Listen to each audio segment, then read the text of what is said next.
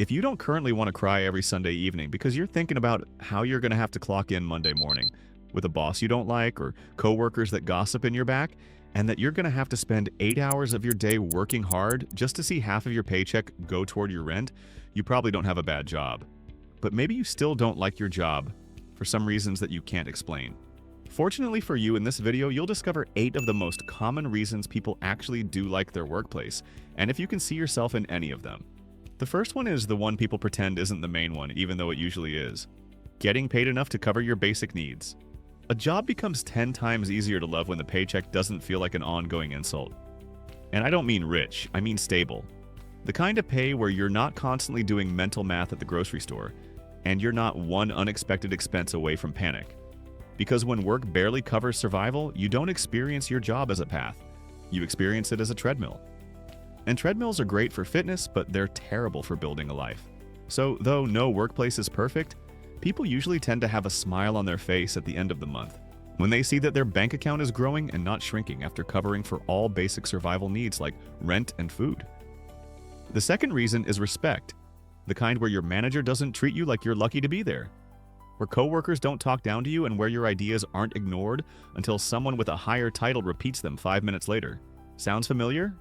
In Gallup's research on engagement, managers matter massively to the point that they estimate about 70% of team engagement is attributable to the manager, which basically means a great manager can make an average job feel good, and a bad manager can make a good job feel unbearable. Who would have guessed that people tend to love jobs where they feel trusted, listened to, and treated like someone with an actual brain? And the reason respect hits so hard is simple. It can completely change how the work feels. The exact same tasks can feel meaningful or humiliating, depending on how you're treated while doing them. The third pattern is growth. Not the typical, maybe one day you'll be promoted if you wait long enough. We're talking real growth such as learning skills, gaining confidence, and feeling like you're becoming better at something that matters. This is where a lot of jobs quietly fail. They keep people busy, but they don't help people develop. And when work stops teaching you anything, it can indeed start feeling like you're wasting your life. This connects to something psychologists have been saying for a long time. Jobs tend to be more satisfying when they include things like skill variety, feedback, and autonomy, the kinds of characteristics that make you feel capable and improving, not stuck repeating the same motions forever.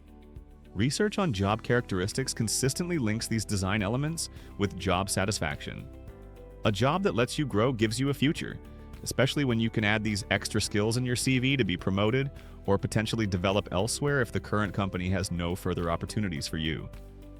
And people tend to love jobs that feel like they're leading them somewhere. The next pattern is autonomy. Not the do whatever you want kind, but the kind that lets you have just enough freedom to feel like you're steering your own work instead of being controlled by it. Autonomy is one of those things you only notice when you don't have it. When everything is micromanaged, when your schedule is rigid for no reason, when you're trusted less the longer you work there, your work starts feeling like a cage. But when you're trusted to do the job your way, something changes. Ownership shows up, creativity shows up, pride shows up, and suddenly you're not just completing tasks, but you're solving problems. And yes, autonomy often overlaps with flexible work. Flexible work, when done well, is one of the biggest job love multipliers. It's actually hard for most people to love a job that steals your life. Commutes and rigid hours can drain even the best work of any possible enjoyment. Studies and reviews on flexible working arrangements commonly find links with higher job satisfaction and related benefits. And more recent evidence has found flexible working arrangements are significantly associated with better outcomes like job satisfaction and organizational commitment.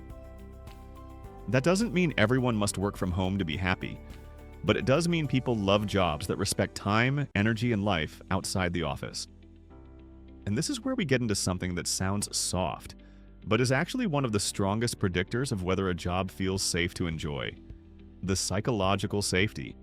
Basically, do you feel safe speaking up without being embarrassed or punished? And the reason this matters for loving your job is simple. If you're always guarded at work, you can't relax enough to enjoy it. If you're constantly performing or constantly scanning the room and constantly wondering that if you say the wrong thing, you'll be bit later, you won't feel psychologically safe in that environment. Now let's talk about coworkers, because we all know this one is a serious deal maker or deal breaker. Even if the job itself is fine, your team can make or break your entire experience. A healthy workplace can make stressful days feel manageable. A toxic workplace can make easy work feel miserable. And belonging isn't about forced team building or awkward icebreakers, but it's about the feeling that you're not alone, that your teammates have your back, that your wins are celebrated, and your bad days aren't used against you. When people say they love their job, a shocking amount of the time they really mean that they love the people they work with. And if you've ever had that, you know how rare it is. Because once you lose it, you realize how much of your motivation came from the environment, not the tasks. Next, recognition. But not the shallow kind. Recognition that feels specific and earned. There's a huge difference between generic praise and real acknowledgement. Saying good job to the team is fine, but being told how a specific effort that you did was seen and praised hit completely differently. It tells you your effort is seen. Gallup has pointed out that recognition helps employees feel valued and can support engagement and retention. And when recognition is missing for long enough, people don't just lose motivation, they also lose the emotional reason to care. This is one reason progress matters so much. People don't just want rewards, they want evidence that their work is going somewhere, that they're improving, contributing, and not wasting their time. Now we get to the part that sounds inspirational but still important, the meaning. People surprisingly love jobs that feel meaningful, and what's interesting is that meaning often matters even more than people admit.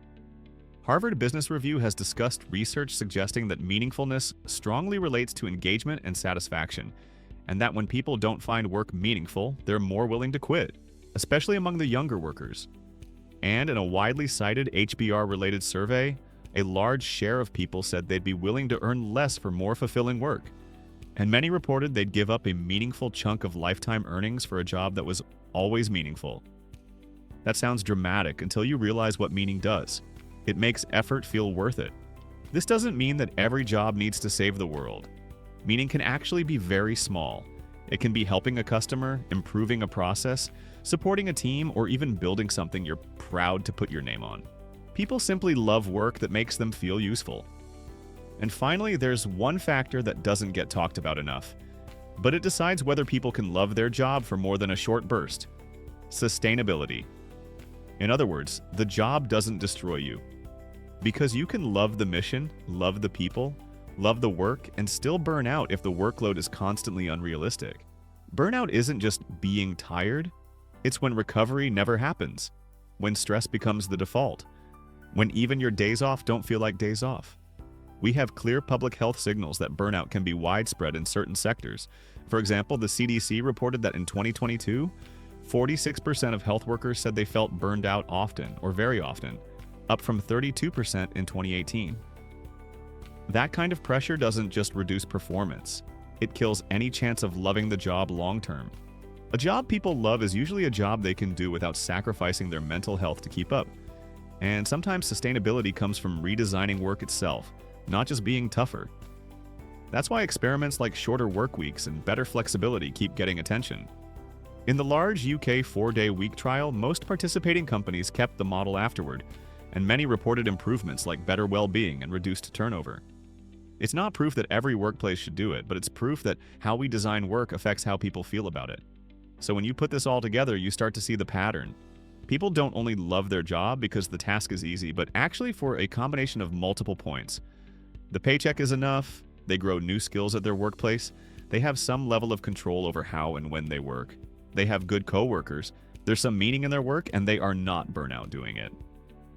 So, what do you think? Is there any of these qualities in your current environment?